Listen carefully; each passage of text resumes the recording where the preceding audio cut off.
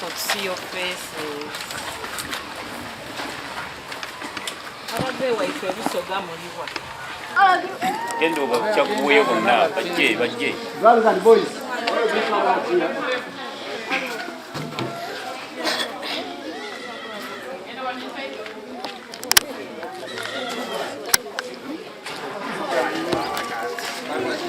Chenza ojja kukwata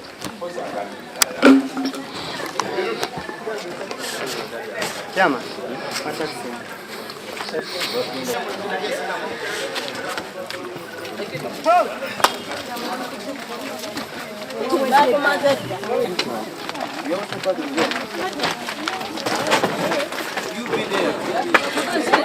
Dem from taxi. You can sit in the taxi.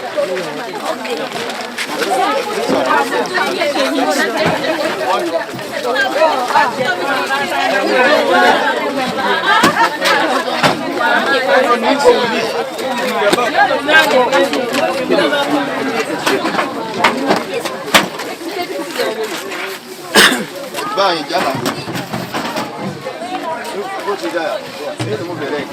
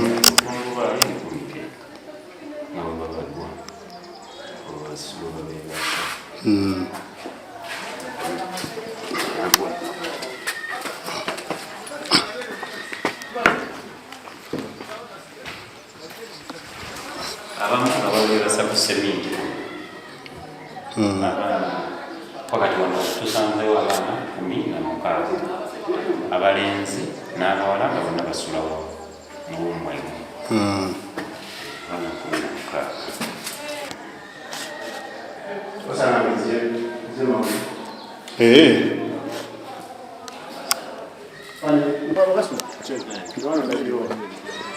yangu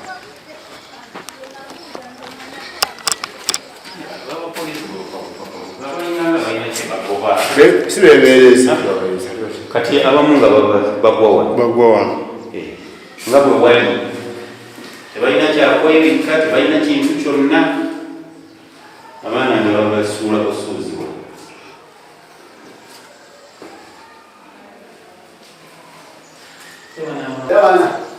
wano omukulu wabadde Askar.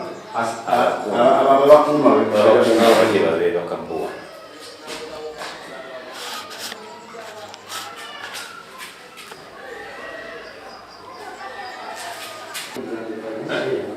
bano be babakuuma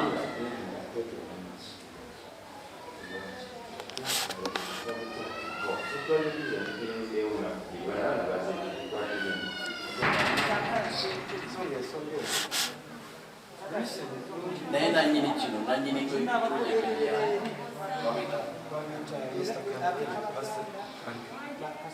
Nze kyemanyiko kategeeza bwe waddeko ne ba ngana akulumizako kyabantu ono ekitongole kino bimanyi nnyo ono wanagamba ekitongole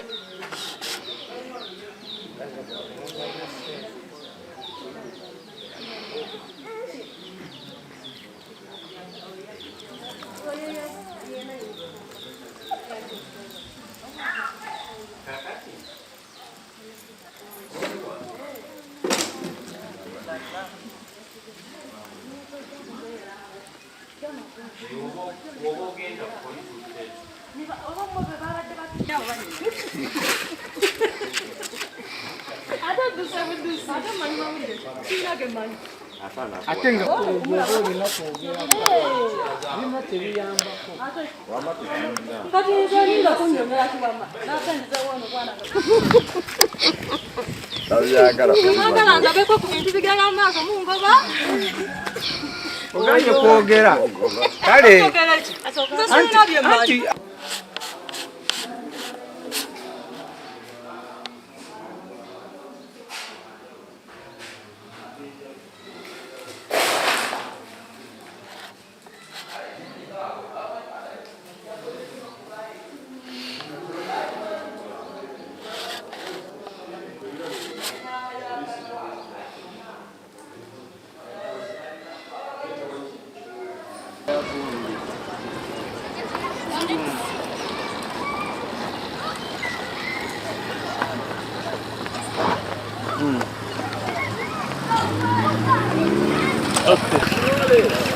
Ogoddeko nabo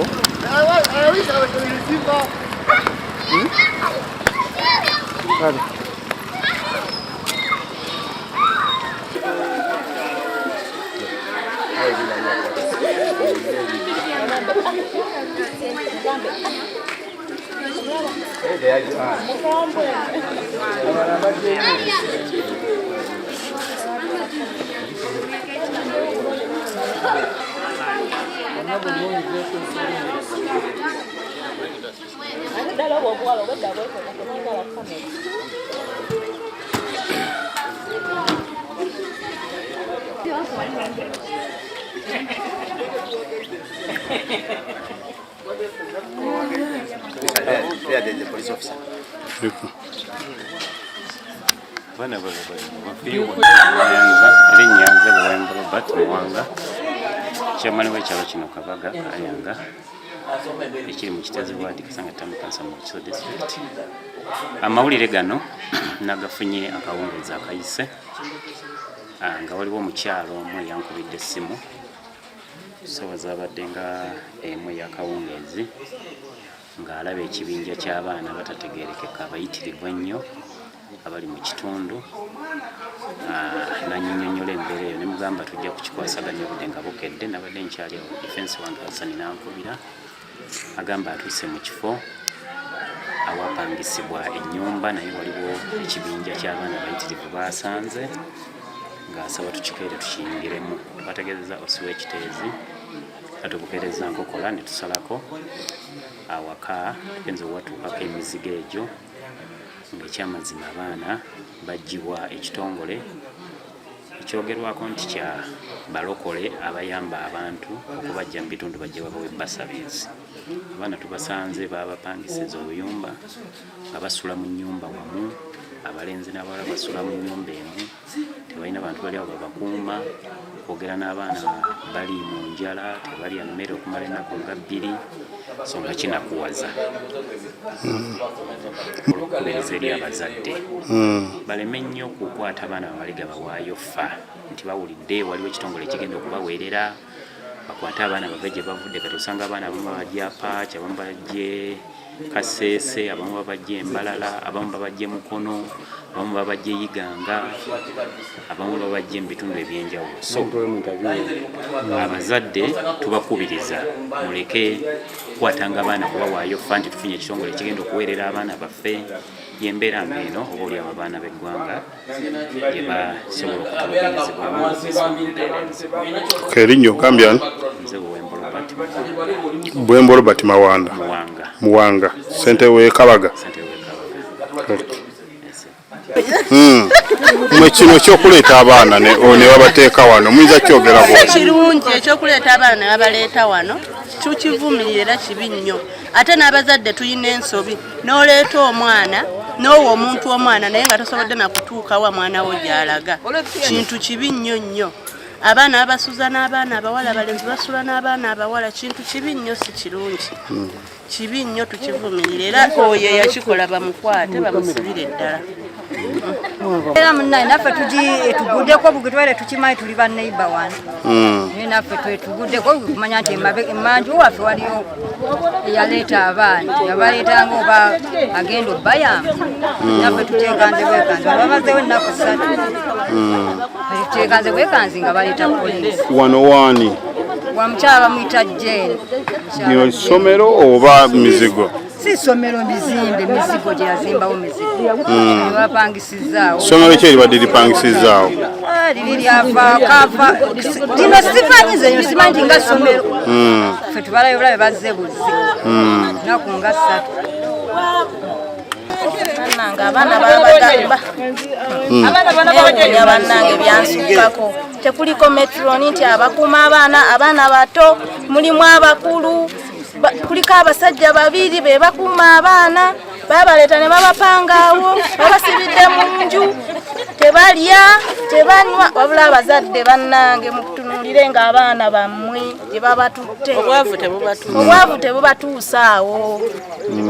Omwana ne waatasoma naye ng'omulabako waali. Ekyo kye ŋŋamba. Mumaze kirininga. Ko kirininga ki? Mwogere bulungi mu mawulire.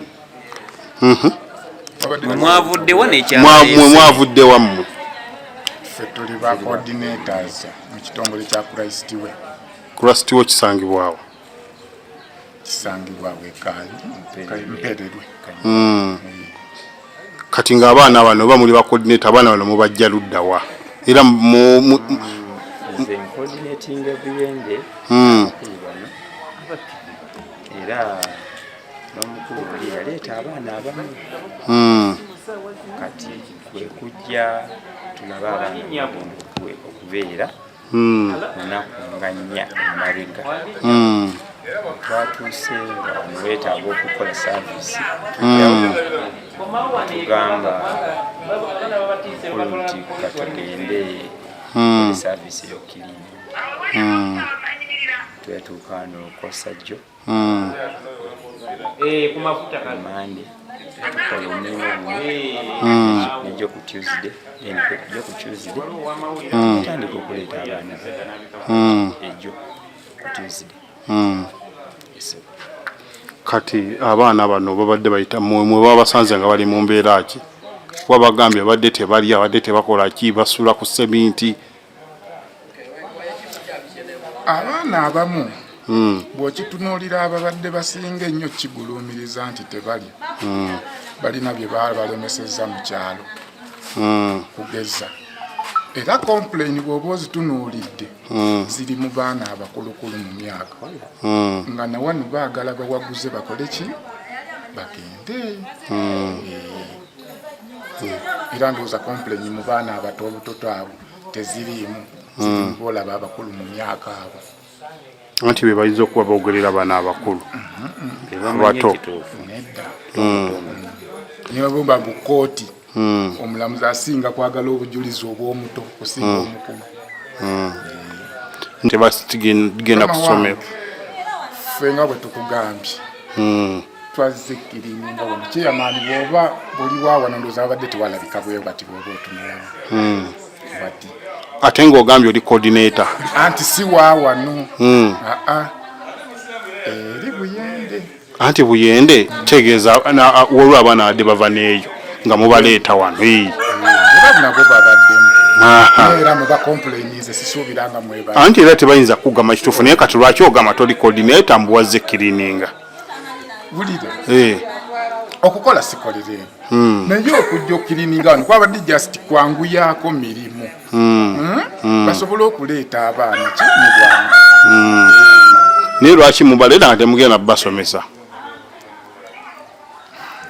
wangi kyetaaga mukama bagambye bakamala emyezi 2 nga tebasoma mwe mwabaleeta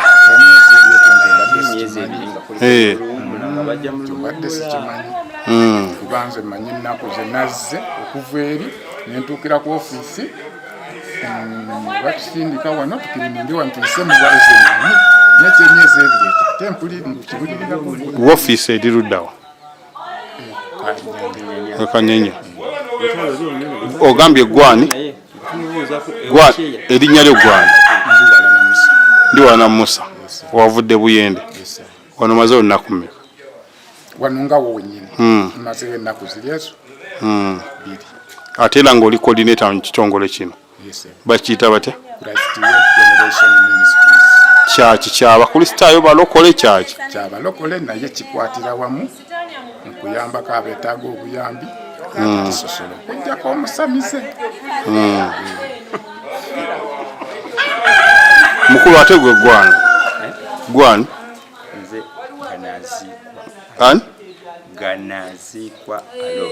ganazikwa Alon olina emyaka emeka anamugumu ate gwe mukulu olina emyaka emeka 46 Manya Sempala Hassani nga nze ntwala ebyokwerinda mu kitundu kino n'omuluko twaliza wamu mbadde nafunye complain mbatuuze ba neighbors balinaanye ekifo kino nga complain ku mbeera abaana gye bayisibwa gye balaba wano tebabategeera mu kitundu bagezaawo okumbuulira mubategeera mu kitundu abaana bano nembaga tebategeera ennaku ze nentuukawo netunuulira ekifo abaana be bali ennyumba ziri zito ziri mulabirwamu abaana bangi abato abakulu nengezaako okwogera ne gwe nasanzeewo nandaga nti agenda kutegeeza bosi ankubira esimu alikolingegende akyazizemu nanga nti bosi yangambye yankubidde kyasinafuna ku simu ye naye natuse ku mbeera y'abaana gye balimu n'ogezaako okubatungira bwe bafaanana nga si nungi nange nentwala obuvunaanyizibwa nenkola lipooti eri mukama wange chairman yamutegeeza Mr. Bwembo Robert ntegeeza OC station Kiteezi Pande Charles Twine Mukama embeera gye nsanze mu kitundu ne reaction y'abatuuze tukwataganidde wamu bwangu ddala amakyagali ne tujja ku ground tugezaako okwogezeganya n'abaana nga batubuulya ebizibu bayitamu obulamu bwakaluubiridde betakuyambibwa era tutegeeza nti gye babadde babakweka mu mayumba nga tebabakkiriza kutambula kufuluma kati babaleese ne wano nga basaba kuyambibwa badde ewaabwe tebabalinda bajjako ssente bazadde bakadde baabwe ne bagamba bagenda bawa basali ezimu ebyenjawulo kati balabirawo nga bajja babakweka mu biyumba ebifaanana bwe buti kale ensonga lwaki twakola omulanga tuyambibwe kitwebaza osi Kiteezi ne ttiimu ye bakwedde orespondi y'amangu ddala kale katusubire ebinaavaamu nti binaabeera birungi abaana banayambibwa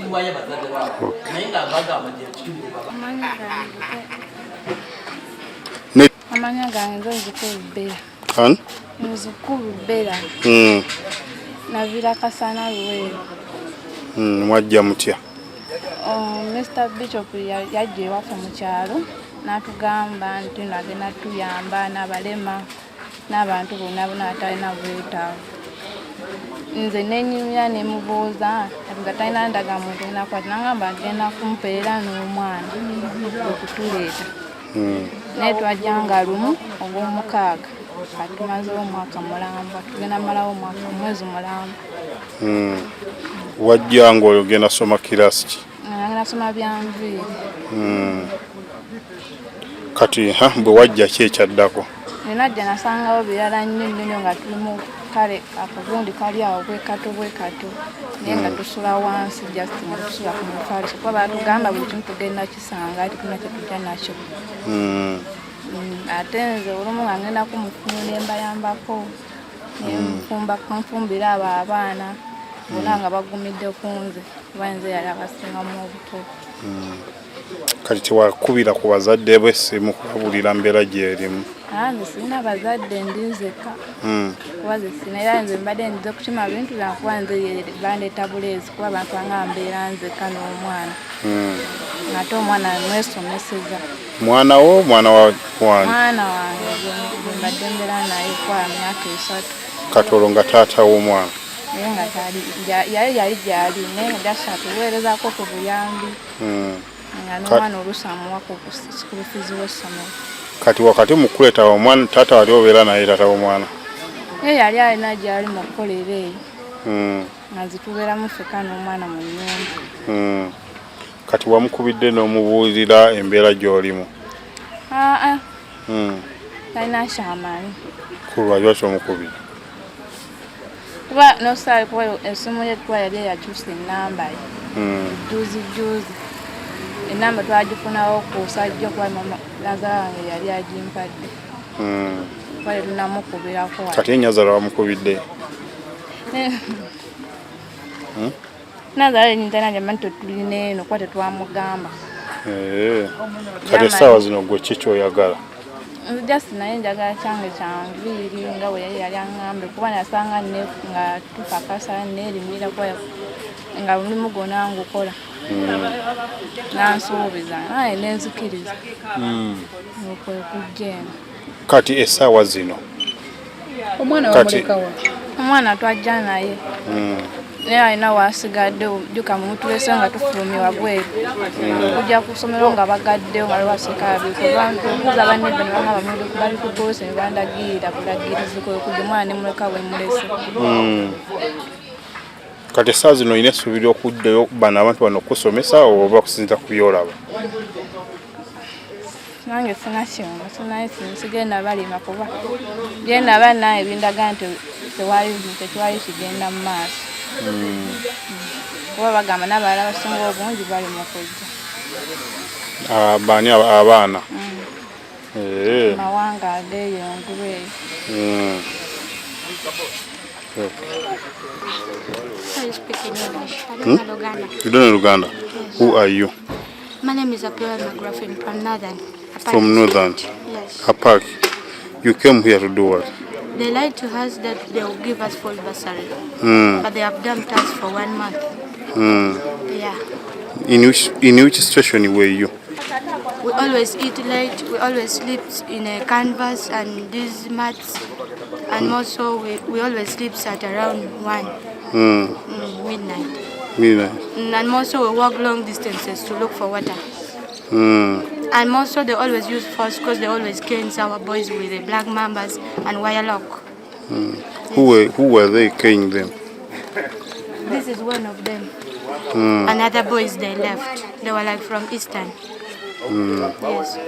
This where they came from they came to your parents or Okay, someone? They used one person from there, and that person was called Okelo Manuel.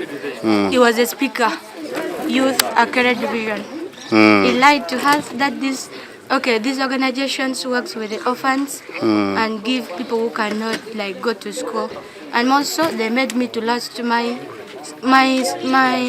scholarship because I was at Legacy, and also they offer bursary from there. Me, I'm in A level. But they are being lying to me. They always tell us that we become. Also, sometimes they locked us in.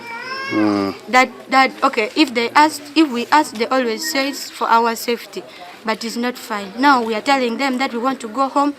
They are just lying to us. They always use force. And also me, I've wasted my time because me, I was doing BCA. And they have not chased me because now they are bragging around because me, I have only my mom.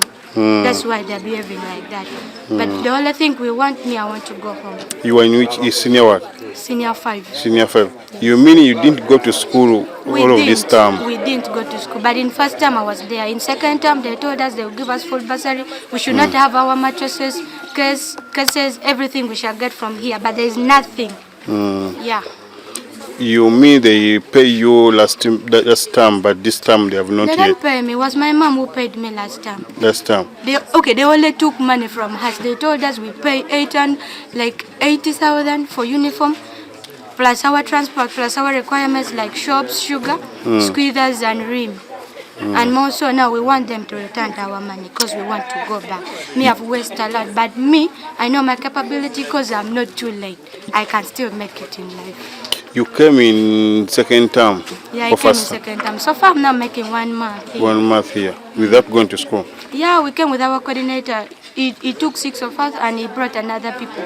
Now we Northerners, we are 12, 4 girls and the rest. But people who from Apart district, we are 7.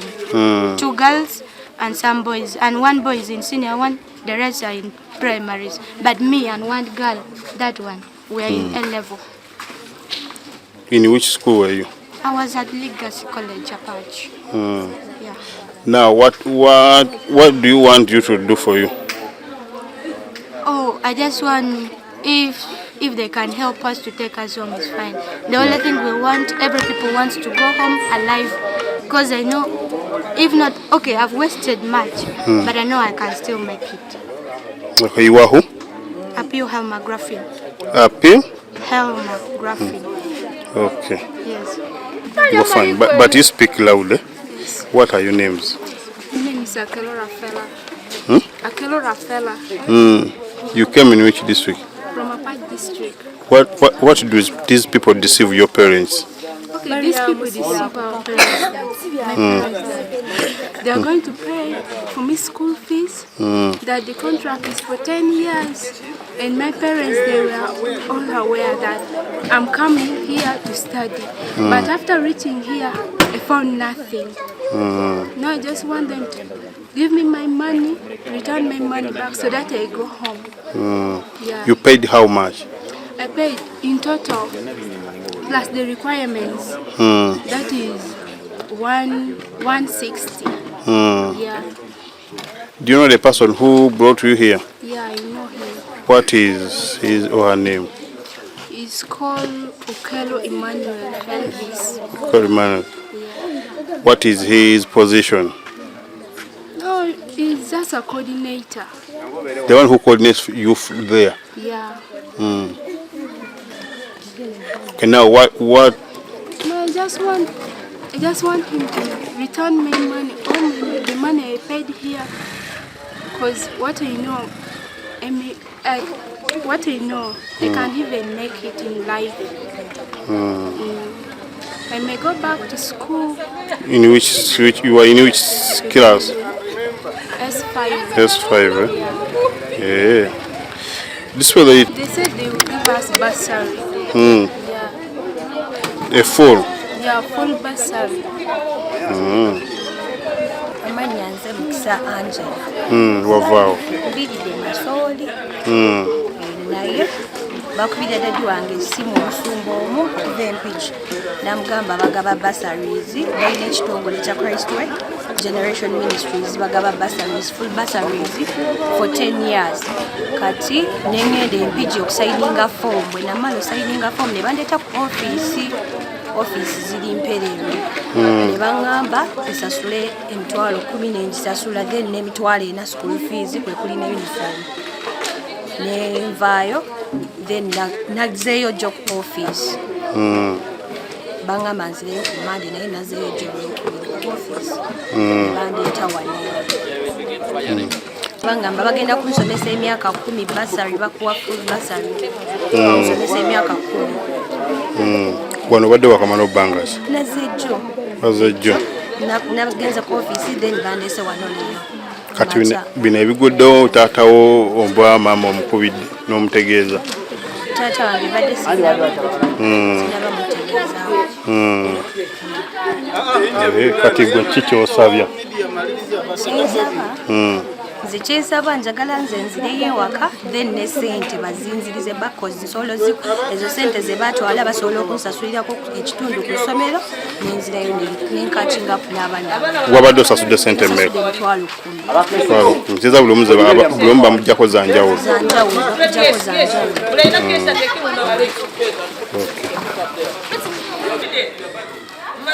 Sita yogera. Yogera nnyo. Namwoya Mariam. Wano wajja otya?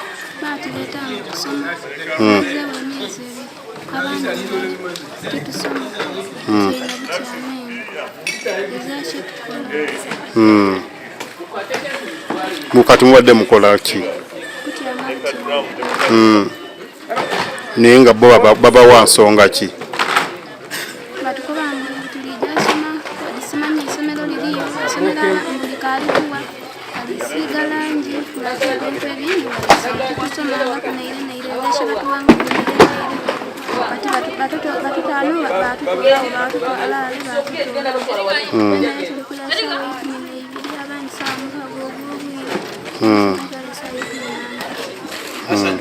Kati bakugamba batya bazadde babalimba baki nti okujja eyo?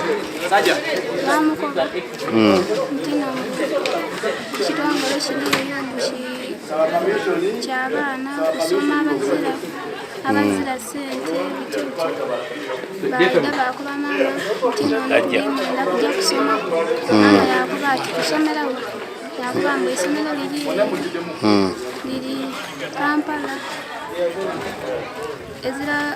ng'ezira shotola neire school fees tomuwaayo maama yababuuza ati isomero lyamba nga totwaire kintu kyona yabakoba ati kati twali tuli awo bankubira isimu bwire saawa 6 bankoba ati oyo alisimbuka ku nju national ID yankoba ati janna isimu yankoba ati webanga nga bizirayo makulu bakoleshi odakunkubera ne national isimu nanga bizira makulu kati wenalinga nkola bandeta banange bandokayo nga bakubira ki? Kuba kwogerayo maama waabwe. Mubadde muyita mu mbeera ki wano? era tuli mu mbeera nungi nga nebaka bali mubadde mwebaka mutya? Mwebagatta n'abalenzi? era byawalanawo batekuuma benge kali ki kyosaba? Ebyabaana byonna bifutule. Okay.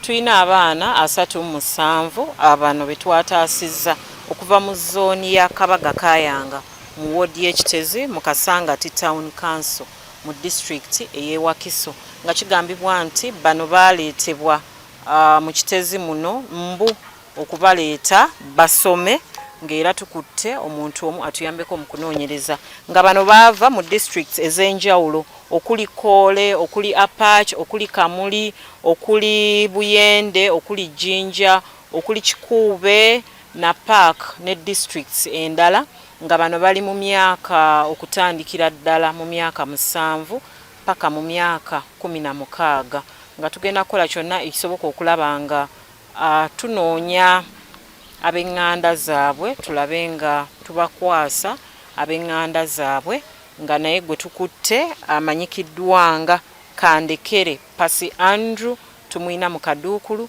okutuyambako mu kunoonyereza butya abaana bano abava mu bitundu ebyo ebyenjawulo abutya bwe baatuuka wano Ekitezi era nga ajja kuba asimbibwa mu mbuga z'amateeka ku misango egiteeberezebwa okubanga abaana bano yabadde abakukusa.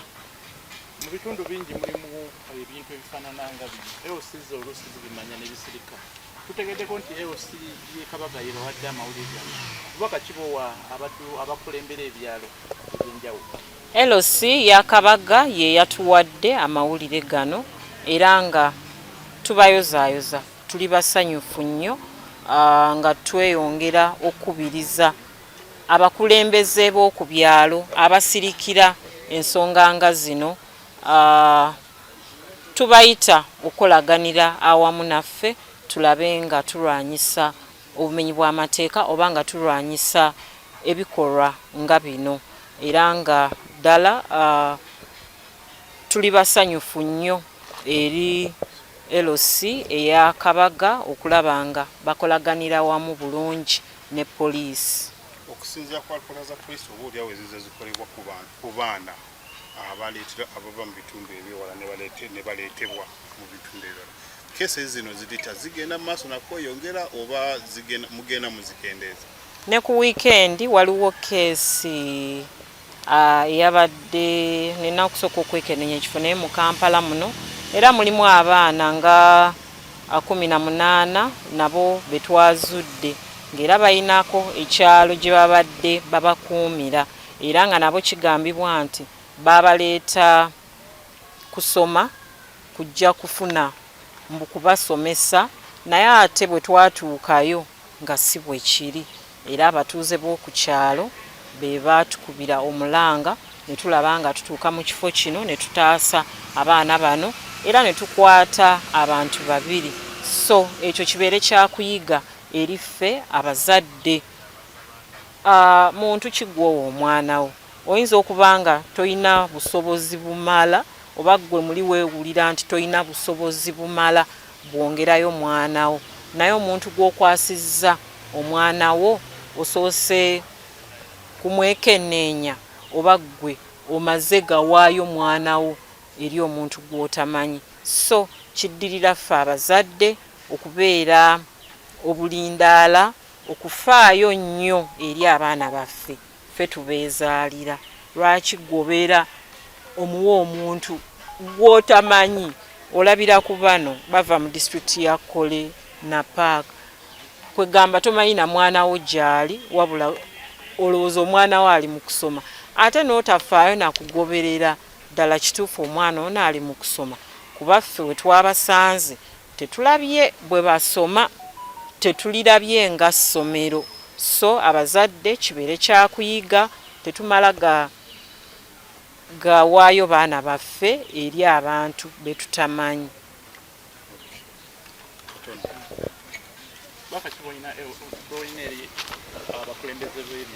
Information y'okuzuula abaana bano twagijje mu ba chairperson ab'oku kyalo. Twagifunye ku ba chairperson ab'oku kyalo, era nga twagala okwebaza ba chairpersons abo olwa okubeera obulindaala mu bitundu byabwe n'okolaganira awamu ne poliisi, ng'era tukubiriza oba tukuutira ba chairpersons abalala mu bitundu ebirala okolaganira awamu ne poliisi tulabe nga tumalawo obumenyi bw'amateeka nga buno. How many are they? 14. Abaana betusobodde okununula kuliko abalenzi 14 n'abawala 23 nga bano bava mu districts ez'enjawulo okuli Kole, Jinja, abamu bagamba nti bava Mukono, abamu bava Napak, abamu bava ne mu district y'Ekikuube ne districts endala.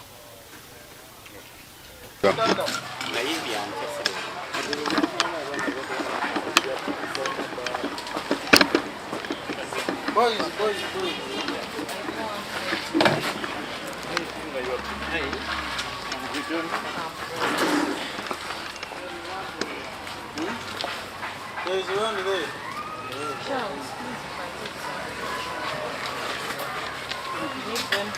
Can you get up and twist this side?